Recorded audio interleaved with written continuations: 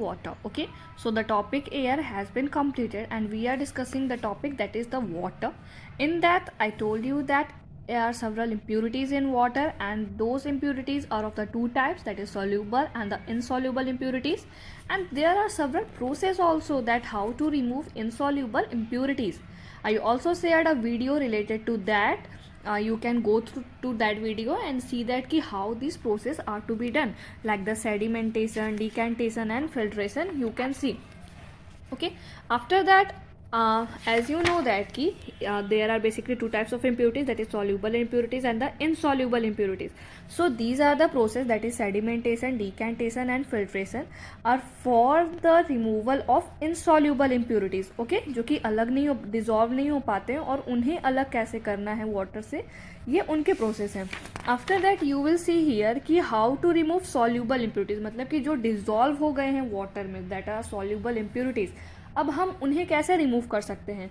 So basically ये जानने से पहले आप एक चीज़ जान लो कि आप you must have seen that कि वी यूज टू डिजॉल्व और we use to mix sugar in water, and what happens, sugar dissolves in water. Salt, we used to take salt also dissolve in water. So these sugar or the salt are the examples of soluble impurities. But what are the example of the insoluble impurities?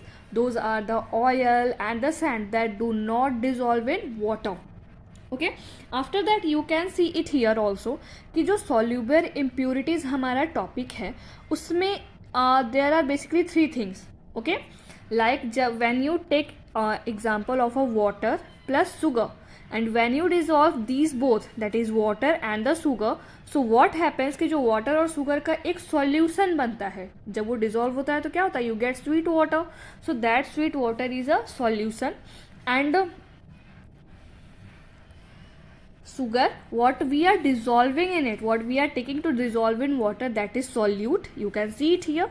When we add sugar into water, it dissolves in water, and when we taste the water, it is sweet in taste. Means कि water, sugar is dissolved in water, and sugar, what it is called, sugar is solute, and जो water है वो solvent है, because उसमें घोला जा रहा है, उसमें dissolve किया जा रहा है solute को. So it is a solvent, and what by the mixture of this solute and the solvent we will get the solution.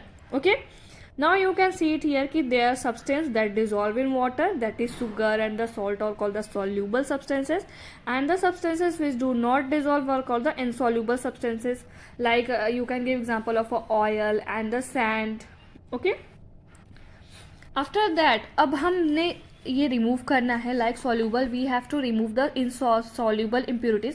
So how we will remove soluble impurities? So basically there are two process, you can see it here, by the process of evaporation and by the process of distillation. So evaporation में क्या होता है कि you must have, I will also share the same video, you can see these two topics also, that is evaporation and the distillation. So in the evaporation you can see the process of changing of water on any liquid to vapor on heating is called evaporation.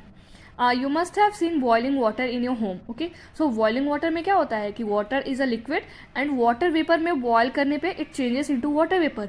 So ये जो process change होता है, ये इसे क्या बोलते हैं, evaporation बोलते हैं. ठीक है, लाइक हमें जो नमक मिलता है, दैट सॉल्ट, तो सॉल्ट जिस प्रोसेस से बनता है that is called as the evaporation. Evaporation के ही प्रोसेस से सॉल्ट बनाया जाता है. Like solution of salt and water को हीट किया जाता है, और फिर लास्ट में जो वाटर जो रहता है वो तो वाटर वेपर बन के चला जाता है, एंड द रिमेनिंग जो रहता है white salt, that is left in the dish. अब डिस्टिलेशन क्या है, distillation is a process which separates impurities from water. सीधी सी बात है कि हम सॉल्यूबल इम्प्यूरिटीज को अलग कर रहे हैं, किससे, वाटर से अलग कर रहे हैं. ओके, सो अगर हम सॉल्यूबल इम्प्यूरिटीज को वाटर से अलग कर रहे हैं तो डिस्टिलेशन के ही प्रोसेस से करेंगे या तो इवापोरेशन का प्रोसेस से करेंगे. तो इवापोरेशन का प्रोसेस कहाँ यूज होता है, you have already seen. Now is the process for the distillation. तो ये हमें क्या करता है कि it gives us both the solute and the solvent separately. तो ये डिस्टिलेशन से हमें क्या मिलता है कि सॉल्यूट अलग हो जाता है, जो मिक्स हुआ रहता है, डिजॉल्व हुआ रहता है, और इसका सॉल्वेंट अलग हो जाता है.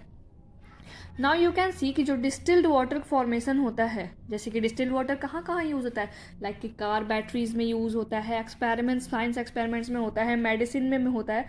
सो डिस्टिल्ड वाटर क्या होता है, is the purest form of water, यानी कि सबसे खरा पानी, सबसे अच्छा पानी जो है, नॉट खारा, सबसे अच्छा पानी, प्योर, एकदम शुद्ध, क्या बोलेंगे उसे, शुद्ध, दैट इज शुद्ध, that is purest form of water, that is the distilled water. Okay, so अब ये डिस्टिल्ड वाटर किस प्रोसेस से बनता है, ये जो डिस्टिल्ड वाटर है ये इसी डिस्टिलेशन के प्रोसेस से बनता है।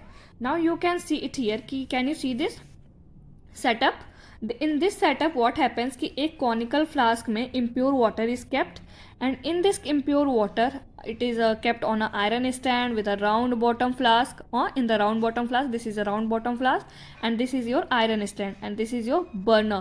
So what happens कि जो impure water रहता है जिसमें कि soluble impurities mix रहती हैं, उसे हीट किया जाता है। फिर हीट करने से जो वाटर वेपर आता है, यहाँ पे कोल्ड वाटर आउटलेट लगा है, अब ये कंडेंसर के पास आता है, condenser then cold water inlet. क्या होता है कि कोल्ड वाटर आउटलेट मतलब कि जो ठंडा पानी है वो वहाँ से आएगा और यहाँ से निकल जाएगा, यानी कि ये जो वाटर वेपर यहाँ पे आएगा इसे बस ये ठंडा करेगा, ठीक है, कंडेंसर करेगा काम। कंडेंसर क्या करता है कि यानी कि जो आपका वाटर वेपर में चेंज हो गया है उसे it will again turn into the solid form और इन द लिक्विड फॉर्म, ठीक है। वाटर वेपर को किस में चेंज करता है, लिक्विड फॉर्म में चेंज करता है, कौन करता है, कंडेंसर करता है। सो कंडेंसर का क्या रोल होता है, लाइक देयर इवापोरेशन के साथ एक और प्रोसेस होता है कंडेंसेशन।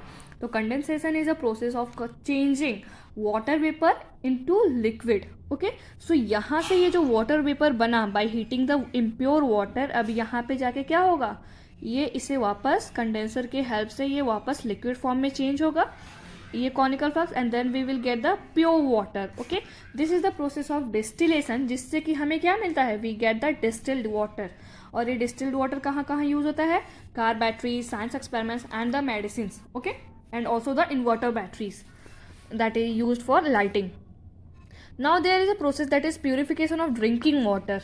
ये जो प्यूरिफिकेशन था ये तो किसी भी नॉर्मल वाटर का था, but what is about the water that we drink, हम जो पानी पीते हैं वो भी तो साफ होना चाहिए, वो भी तो प्योर होना चाहिए, otherwise we can have several diseases like you can see it here, typhoid, cholera, jaundice etcetera, ठीक है। बिकॉज अंडरग्राउंड से जो वाटर आता है उसमें there can be many impurities, full of बहुत सी इम्प्योरिटीज होती है, बिकॉज वो कभी मिट्टी से आता है, कभी कंकड़ से आता है, कभी कुछ कुछ गंदगी से ही निकल करके आता है ना, कुएं से, rivers, and there are several water bodies.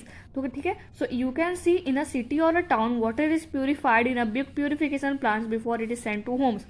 तो क्या होता है कि जो बड़े बड़े शहरों में ना बड़े बड़े वाटर प्यूरिफायर लगाए जाते हैं, उनका एक सेटअप होता है ताकि उसके बाद वहाँ से वाटर प्यूरिफाई होकर के सबके घर पे पहुँचे।